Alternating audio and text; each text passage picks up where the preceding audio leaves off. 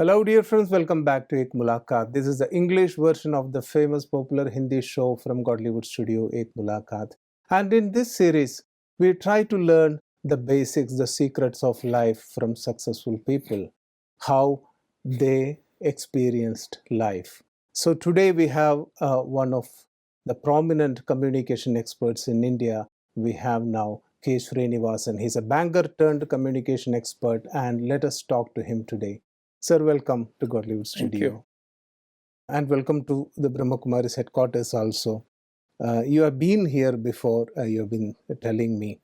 First of all, I would like to start with something which overwhelmed me when I looked into your profile. Because you have been into a lot of things. You have been a banker for some 25 years. I learned that you took voluntary retirement in 1998. And then in the next year, you established what is called the Prime Point Foundation. And you teach communication. You're passionate about communication and human relations.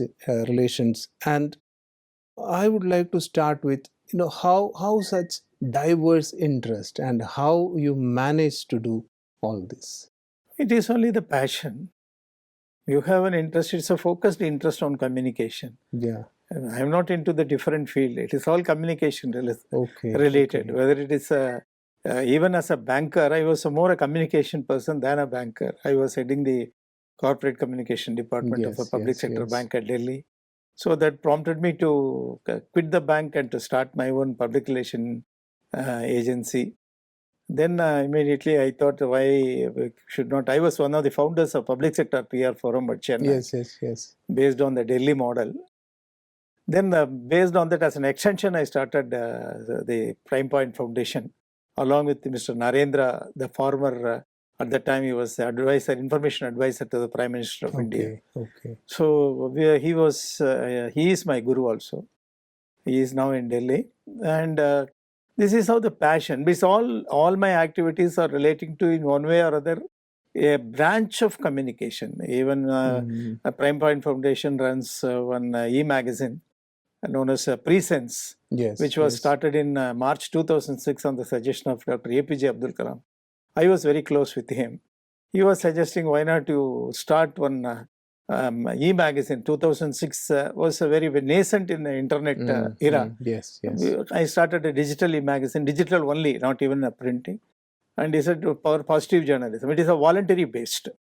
And the eminent professors and the eminent people are there as a editorial board member. And as a matter of policy, we don't accept advertisement. Our expenditure is nil, income is nil. And every month, on the first of every month, we release it for the past 16 years continuously without break. That is where that passion lies. And we have also published 21 e-publications, 22, precisely 22. And Presence has got another initiative.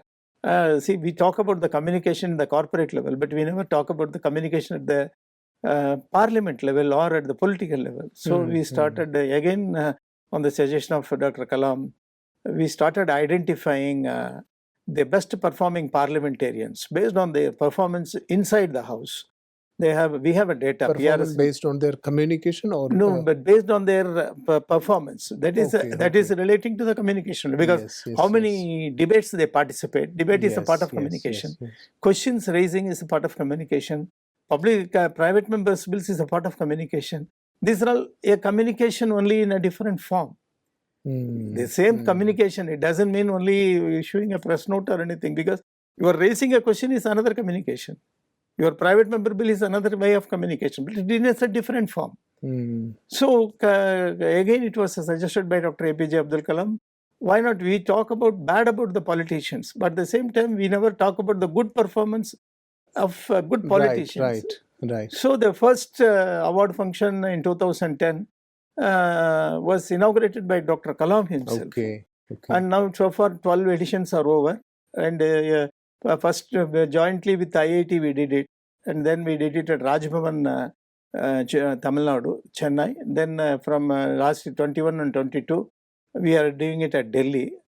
And every year we are around 10 to 15 parliament members, even communication is committees are also we are honoring. Parliamentary standing committees, how they prepare their reports, how they are discussing, all these things are available on the net. Based on that, we select the committees and we give them the awards. So these are all a part of communication network only. Communication doesn't lie only in writing something and speaking something. We have various branches of communication. That's how this presence is being used as an e-magazine for all these communication requirements. We have just been into the interview for 3 minutes. I think it's already mind-boggling. You have given us so much in such a short time. Sir, we have given so far 86 awards. Okay. And next year we'll be reaching 100th award. Okay, definitely. I want to talk about that. Before going into that, sir, you prompt me to ask this question. What was your inspiration to go into communication? When did it start? When you were a child, boy? In fact, you are going back into memory. I was working in a public sector bank. Okay. Way back in 1977 or something like that, and I was working in one of the branches in Coimbatore. I was only an officer. I was only confined to only what banking activities, customer handling and nothing. Then my manager called me, no, you lack PR, but you are only doing only banking job. You need to have you are a young boy, you have to grow up and you need to have a PR. I was not a PR person. Then I became totally a PR person. Totally I forgot the banking now. But then I turned out to be more a PR person, heading the corporate communication itself at Delhi. So that is all, somewhere you need a triggering. Yes. Somebody should identify you that you have certain PR talents or anything, and they should also provide an opportunity. Now I am trying to give an opportunity to the youngsters, lot of youngsters. You also have started something for the youngsters, right? Yes.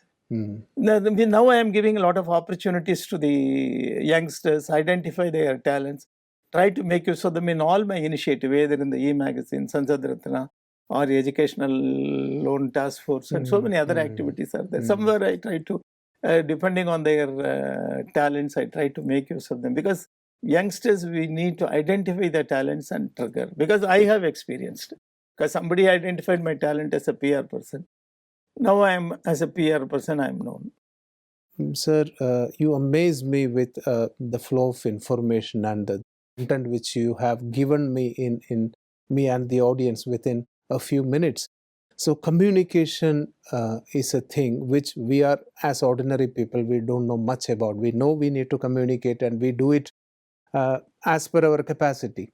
But you have studied it as a science, and you know the in and out of communication. So how is this important in the everyday life of a common man, and PR also? How is these things related, and how does it impact our life? One thing is, I am not an expert, and I have not studied communication, because I learned communication from the environment only, the environmental communication, because I start studying the people, because every audience is a different experience. Yes. When I am speaking to you, you are a different experience. When I am speaking to somebody else, or in a Brahmakumaris with a brother or a sister, it is a different experience. You are a media person. They are spiritual persons. Each one has got a different style of communication. I should also adapt to that. Whether it is a businessman, or whether he is a spiritual person, or whether he is an official, everybody needs a communication. Even as a student, you need a communication. Everybody, even within the parents, in the house, we have a lot of relationship between the children and parents, children and brothers, so many people. Everybody communicates.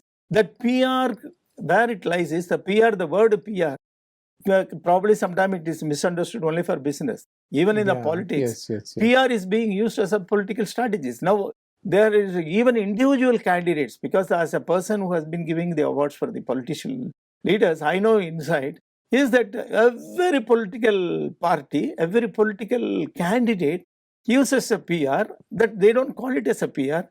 They are calling it as a political consultants or political strategists. What they use, the technique is only the PR techniques or age-old PR techniques. Ultimately, it is only the age-old thing. Normally, I used to say, sometime I used to quote, PR is nothing, people when you ask in the classes, who invented PR, they will only quote 100 years back somebody in American. I used to say PR is a part of India. And you go to the ancient Ramayana, Hanuman was the greatest communicator himself. He was the well-known PR for a master. Forget about the religious aspect of it. Hanuman as a character, if you look at that, he was the best communicator by himself. He was communicating what is required, what was required to communicate. The same way Krishna as a strategist, communication strategist. Krishna never speaks much. He is only strategizes. The both combination of Krishna and Hanuman, he forms a good PR or any other strategy. He is a political or anything. But we need not have a feeling that the PR is something that has been imported from America. PR is only our ancient, but in a different form. They were not knowing calling it as a PR. Yes. And in the West, they always take things from, our own culture and they get a patent for that. That is happening nowadays. Sir, in your own life, how communication has changed your life? I would like to know that from you for the sake of our audience, because as a communication, you don't call yourself an expert, but we should call you an expert.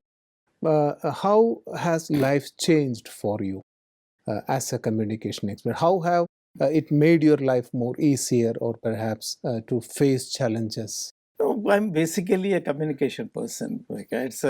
We call it as a PR or anything, because I don't like to, even when I was in the bank, I used to always tell my staff members when I was holding the branch manager and other position, I used to tell, if there is going to be any toughest customer, don't fight with them. You please send them inside. That's all. I will tackle them. That is, see, every person is an egoistic person. Every person, 100%, is an egoistic person. So you have to just within 2 minutes of conversation, you will know what they expect from us, because nobody wants to fight. Come there to your office to fight.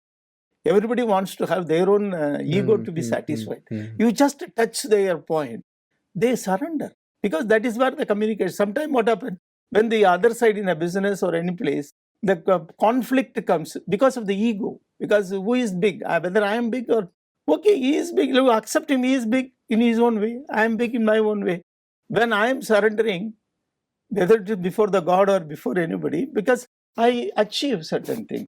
So you touch their point. What is their ego point? What they expect?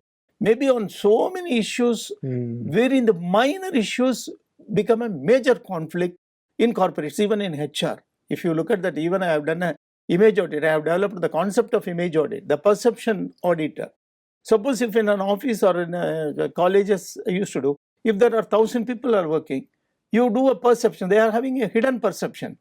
That hidden perception, if you try to take them out, then what will happen is that basically the thread will come. What their expectation is. An employee will not tell you personally what he is expecting it. But in a perception audit, he will come out with so many things. Just ego touching.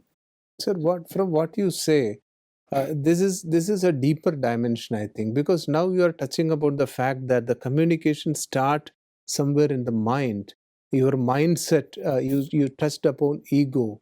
In order to make the other person surrender, first you have that changed mindset. The other person was fighting because he also was talking from his own ego. Yes. But you, on the other hand, you have a different place from where you approach the person. So the communication starts in the mind, and it needs to have a value system for you, right? Definitely. Because after all, everybody is made of flesh and blood. Everybody is made of flesh and blood, even you and I. So we expect something. When I enter this studio, when somebody or your senior officials receive me, I feel very comfortable and happy. So my mind becomes so pleasant to come and sit with you for a conversation. Suppose when I enter into your office, if nobody cares for me, you have invited me. When nobody knows, sir, you go to the first floor, you go to the second floor. So your actions, sir, your mind, your thoughts, everything, it is a comprehensive thing. Comprehensive. Yeah. Because you have many of the organizations fail because they don't understand the need of the customers. need of their stakeholders. That's where we look at it in our point of view. Yes, yes. My point of view is being shown. Again, this is a communication only. How we are communicating is totally different. Maybe what you are trying to hint at is, sir, the basic thing need to be changed from what I am getting from this situation to what I can give, what I can contribute into this situation. From there, the whole scenario changes. Yes, Communication. definitely. It's a very simple technique only, very simple process.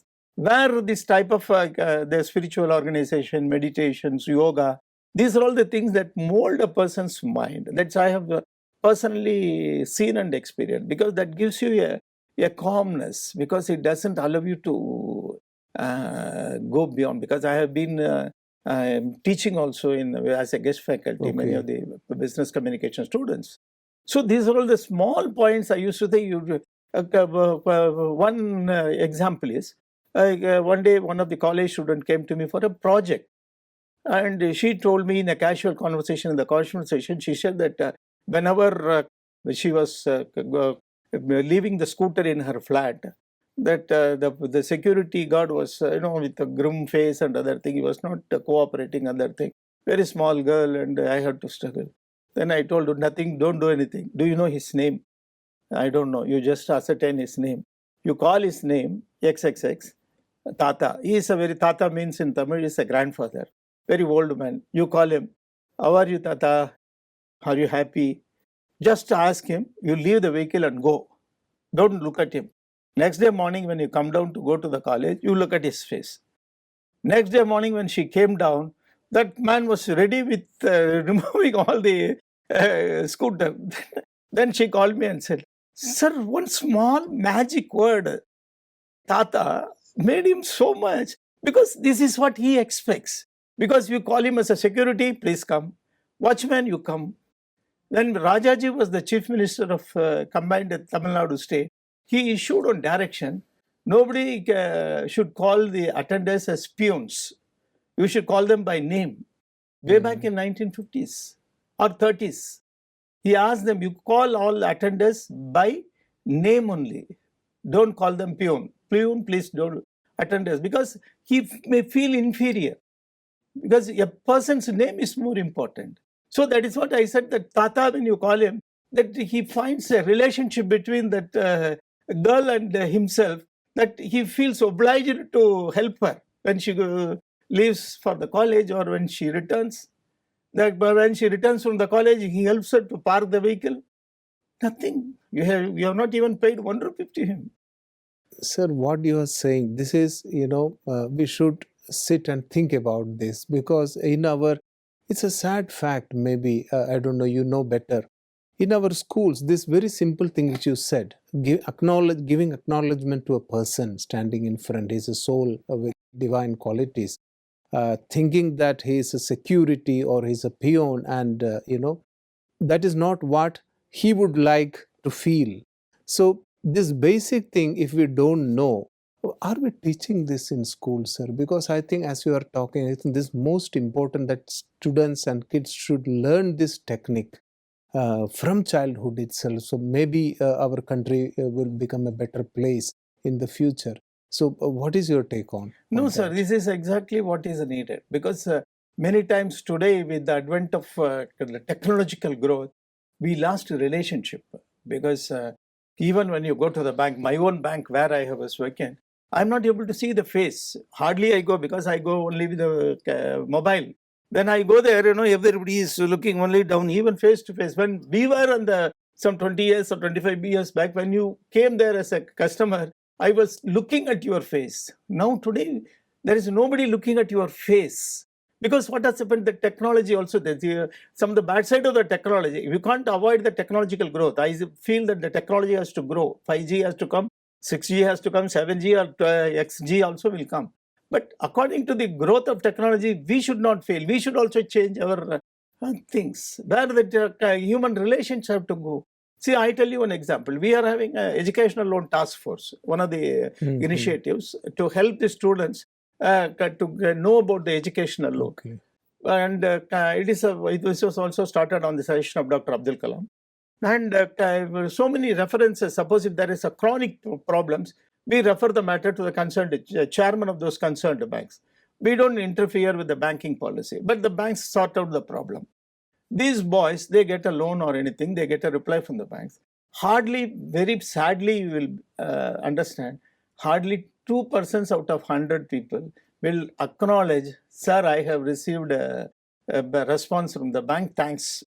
Okay. In some cases, I will get an acknowledgement or the response from the concerned bank that your letter has been disposed of and we have done blah, blah, blah, blah. That is over. Where is that? Why 98 people, they don't respond? It is I'm doing it as a service. I'm not charging. Somebody is helping you to get into the bank loan or anything, give you the guidance. Because we feel that it is not required to say a word of thanks. It is something is serious. Now it is growing in a larger way, but we need to address this issue at every house, schools, everywhere. This will become dangerous. This is a basic communication. We need not go for universities to learn communication courses. These are the basic communication. Sir, I think you are showing us light into some of the very important thing. Saying such a simple word as thank you very much for the service you are giving will go a long way in communication, and the relationship will be good, and it will garner a lot of blessing from the mind of the person who is trying to help you. This can make life a lot easier. Sir, I would like to ask you, we have been into this, Brahmakumaris has been into this field of,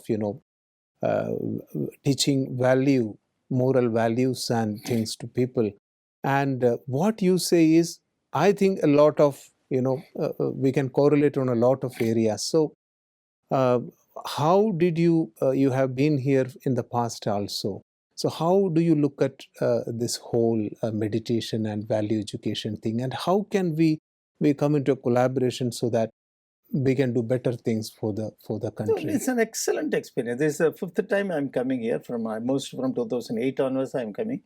It's the fifth time I think I'm coming. And one thing I have written in my e-magazine once when I came last time, that the hotel industry should send all their trainees to Brahmakumaris for a 1 week training program to know about the ideal hospitality. That is a vision. I think with that summarizes what you have seen in the Brahmakumaris. Yes. This ideal hospitality should be learned from the brothers and sisters of Brahmakumaris, and the way in which they organize, the way in which they receive, the way in which follow up, the way in which when we stay here, the comforts and other thing, even a minor most problems or anything, and receiving, dropping back, that very thing is that's what I said, that the major hotel industry should send their trainees here to get how the hospitality should be. Sir, it has been a great experience, and I still have a lot of things to ask, but unfortunately we are running out of time. So maybe in future you will come again here, and we will probably have a more engaging conversation next time. So thanks a lot for coming in and giving us such a lot of things, such in-depth things in such a very small time period. Thanks a lot for coming, sir. Thank you very much for giving me this opportunity. Thanks a lot. Dear friends, that was K. Srinivashan, and the takeaway is so simple, but it is so deep. Such a simple thing like saying thank you and saying sorry may go a long way into communication, and it can make life more easier. We need to think about it. So as usual, I would request you to sit back and think about and analyze a little bit about the important things in life which we sometimes don't give much attention. And thanks a lot for being with us. We'll meet you in the next episode with another guest. Thank you very much.